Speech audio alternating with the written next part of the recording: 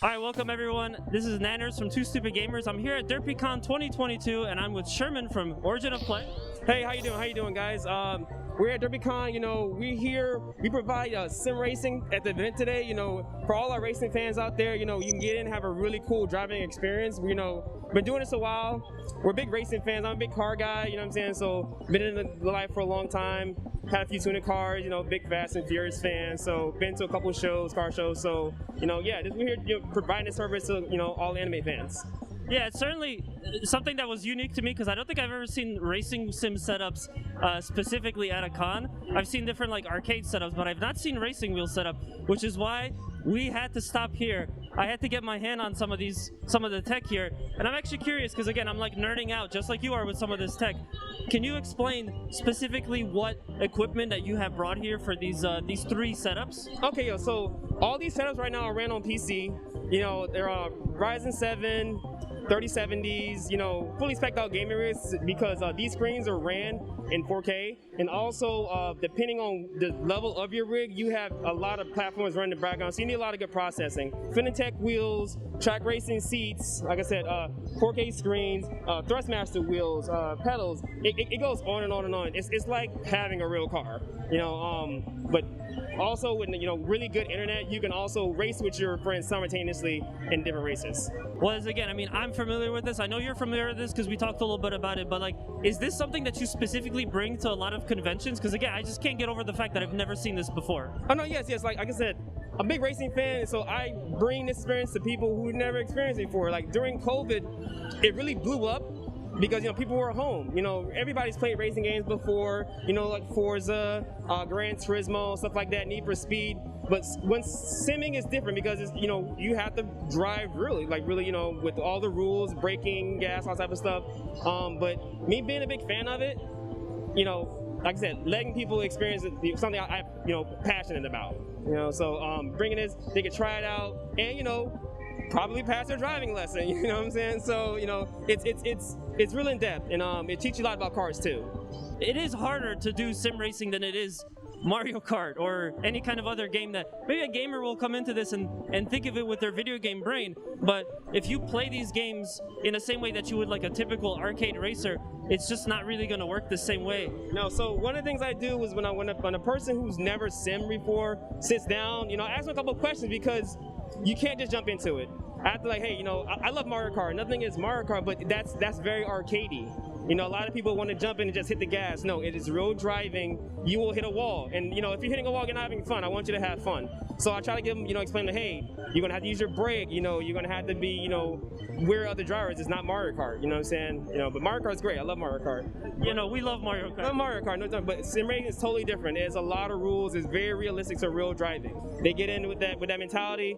Won't do so well, but I tell people, once you get past the first, second, third lap, you really start to get it. It just takes time, like anything else. It just takes time. And I noticed, again, it's like, while we were setting up here, I noticed you're very active with how you're teaching people that are sitting down. Like you said, they come down and they're trying it for the first time. Maybe they need a little bit of assistance because they don't know that a racing sim is a more realistic driving experience. So what are like the typical things that you'll find that people struggle with when they're playing it for the first time?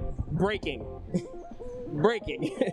I call it the Mario Kart foot. It's like it's real driving. Anybody who has a license, you have to use the brake. And I think once they realize that, okay, everything changes. It's not just it's not Daytona. It's not like these other games. You have to use the brake. The cars matter. The cars matter. You have front-wheel drive cars. You have rear-wheel drive cars. You have all-wheel drive cars. You have weather conditions. You have different tracks. You have to worry about gas, tires, pitting, like in a real NASCAR race or Indy race or F1. All these things matter. So once I tell them that, and they start to get it, takes time. Once they start to get it, then yes, they'll eventually start to like it more and more and more, and then come back, and that's when it gets addictive, because then the competitive edge kicks in. 100%. I mean, again, I'm feeling that again. As like I said, so for me, I have like a slightly more cheaper wheel than the Fanatec's that you have set up. I haven't really used that same type of Fanatec where it's like a two-piece system. And I mean, again, it's like until you sit down and try it, like you really don't. I felt the traction control in the steering wheel, which I don't get with the one that I have at home. And honestly, I was talking to my friend that we chat about racing. I'm like, I gotta get one now. Now I have to get it. It's, you know, honestly, shout out to Fanatec and Fanatec, Thrustmaster, SimQ. They all make really, really good equipment. You know, Logitech. You know, some stuff is really good for entry level, but when, like I said, you start going up the level, being more competitive, better equipment, and it is night and day. And the immersion is really, really fantastic. You know what I'm saying? And like I said, it just like a real car for, you know, enthusiasts. You're going to want to keep adding stuff because you can do like the, you know, the wheels, the wind, the motion. It's never ending. It's never ending. But you know, if you want to get into it, start with a small wheel, see how you like it. Then, you know, take gradual steps because it does get expensive.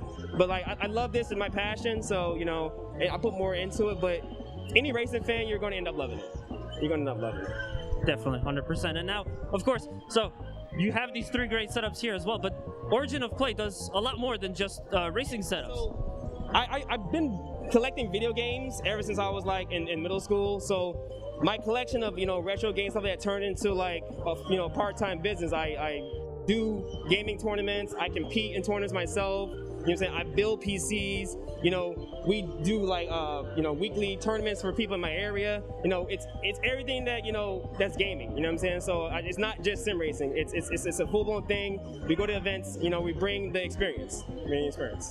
And we cosplay too. So sometimes you catch me in you know, certain characters. So likewise as well. What type of games outside of racing sim can people expect that Origin of Play would bring to a convention like this? So I'm a big Street Fighter fan. If you ever heard of an event called like Evo, I just got back from that not too long ago. I'm hyped for Street Fighter 6. I play a lot. Right. I'm a Balrog main. You know what I'm saying? Big on Smash Brothers. Let me see what some of my favorite like Katamari reroll. Like, you know, I love like quirky games, like Untitled Goose Game, stuff like that. Even though I do like high competitive stuff like that, is still like some of my favorite stuff to play. You know what I'm saying? It's nothing I don't play, but mainly fighting games though. Mainly fighting games. And do you guys host tournaments at these kinds of events, or like outside as well? This particular one we're not hosting, but every other one we do. You know, we do Tekken, Street Fighter, Smash, all the popular games. Like I said, I compete myself. It just, when I'm working, you know, it's hard to do both. So. Now with the onset of the pandemic, it became painfully obvious how important also having like an online presence, like a remote presence was as well. Does Origin of Play do any kind of remote, or is it only offline? No, we do remote. We're trying to start up our own league. You know, that's what I'm saying. With internet, certain places to do it, because like for instance here, like depending on your connection, we can have 3 racers here, but you can also be racing somebody else online. So as long as there's a proper internet connection and a structure, we can make the league happen. So we're working on that right now. So, you know, so for people missing out on the in-person stuff, so we don't want to leave anybody behind or out in the dark or anything like that. So we're working on the league. That's coming soon. I like to make sure to find out like specifically what kind of games you guys will be bringing, and what I also just want to know is like what is the thought process that goes into what games that you choose to bring specifically for a convention? Okay, so right now here at Derpycon, this is predominant anime event. So pertaining to the racers, if you're ever a fan of like Initial D, that's one of my favorite animes. I'm a car guy. One of the main cars is an old Toyota in that game, so you can play that car in the game. And then on top of that, since anime, we have like, you know, Dragon Ball, we have Demon Slayer, we have like, you know, another good one, Guilty Gear, Melty Blood, so all those hardcore anime fighting games. We have those. Then like Smash Brothers. Smash Brothers covers all the gamuts, you know. And then versus like a hardcore fighting tournament, you will have Street Fighter, Mortal Kombat, the more traditional ones.